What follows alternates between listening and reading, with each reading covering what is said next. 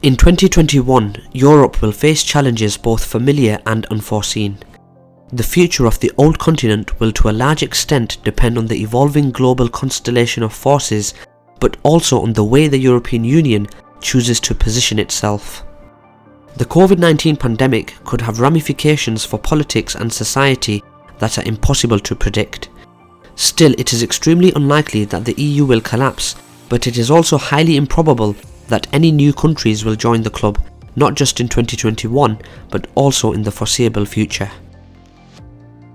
I'm your host Kasim, and thanks for joining me for another KJ Report. In this video we will present a geopolitical forecast for Europe in 2021. Just before we begin, please kindly don't forget to hit that subscribe and alert button, and also support us on Patreon or directly on our website. Your support is critical for the survival of KJ Reports.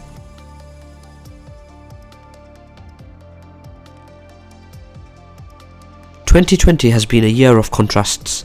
The first half saw the deepest recession in EU history. Then between July and September, things looked up with a record growth of 12.1%, but that recovery came to a sharp end with the second wave of lockdowns. According to the European Commission, the Eurozone economy will fall into a deeper recession this year than initially thought, and the recovery will be less robust.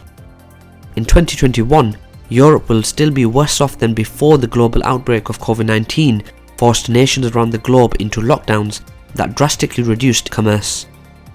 However, not all EU economies have been affected equally, but even those who have taken less of a hit are still vulnerable. In spite of harsh rhetoric on European unity, as well as the common EU values such as the rule of law, democracy and human rights, the EU member states are expected to remain preoccupied with their own national priorities. That, however, does not mean that the EU will break up anytime soon. On the other hand, neither will the enlargement process continue. As Stefan Lane, a visiting scholar at Carnegie Europe, points out, if the EU focuses all of its attention on defending the status quo, it will lose its ability to shape the future. Facing an ongoing shift in global forces, an aging European population might just hope for a comfortable retirement at the margins of world politics. But given the dynamics of change and the interdependencies of the modern world, this is not really a viable option. The European Union, home to 440 million people, is the United States' #1 trading partner, and in 2020 it became China's top trading partner.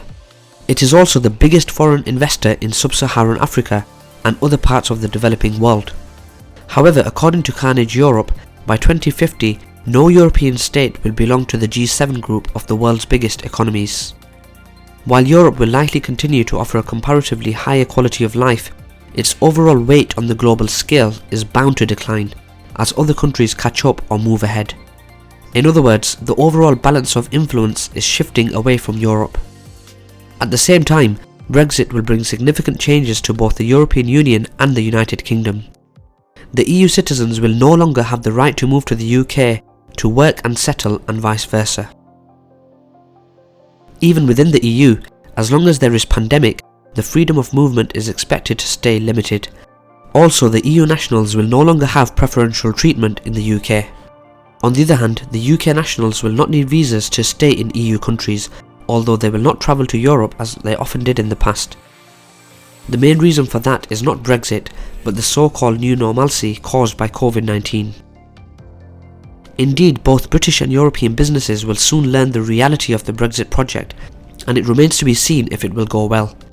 In any case, Boris Johnson's premiership will likely meet an early end once Britain starts to feel the pain of leaving the EU.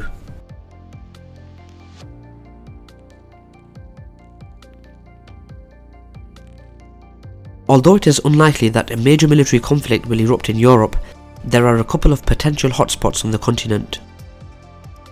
For instance, the war in the Donbass has been on hold for 6 years. Whether the region will face another round of hostilities will depend mostly on the United States.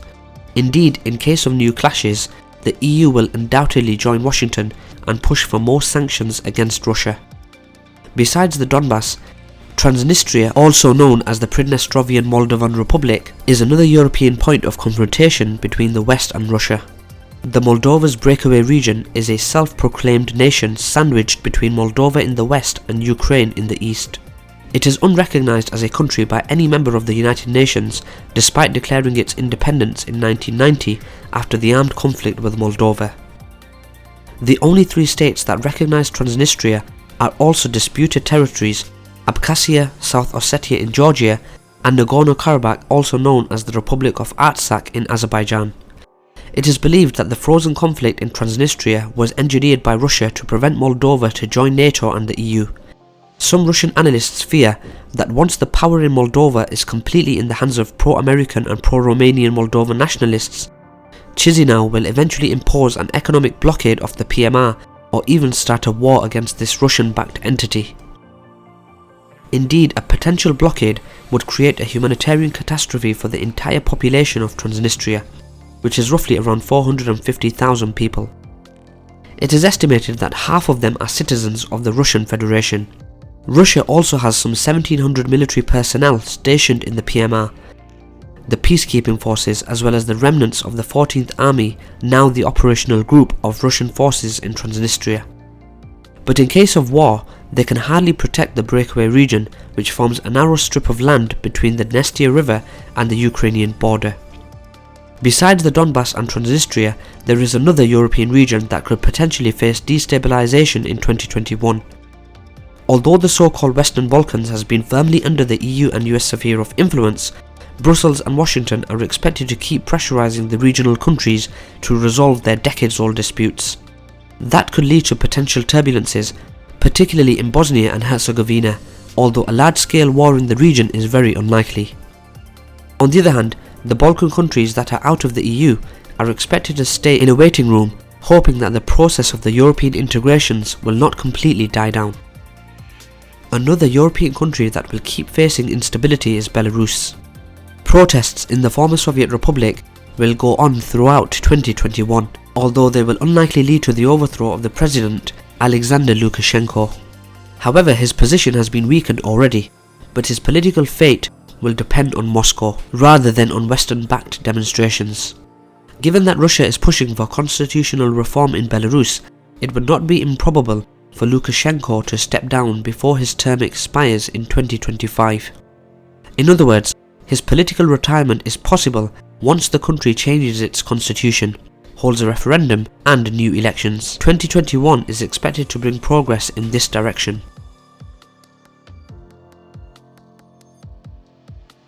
It is clear that Europe's economic recovery is going to take longer than initially expected. Despite some countries being less affected than others, all European nations are in it together. From the political perspective, energy-poor Europe is slowly losing its global importance, although it will keep playing a significant role in the world arena in the coming years and decades. Still, the coming years will be a difficult period for the European region, and the world can witness a new split between the East and the West, with the fault line being a zone of permanent military tension.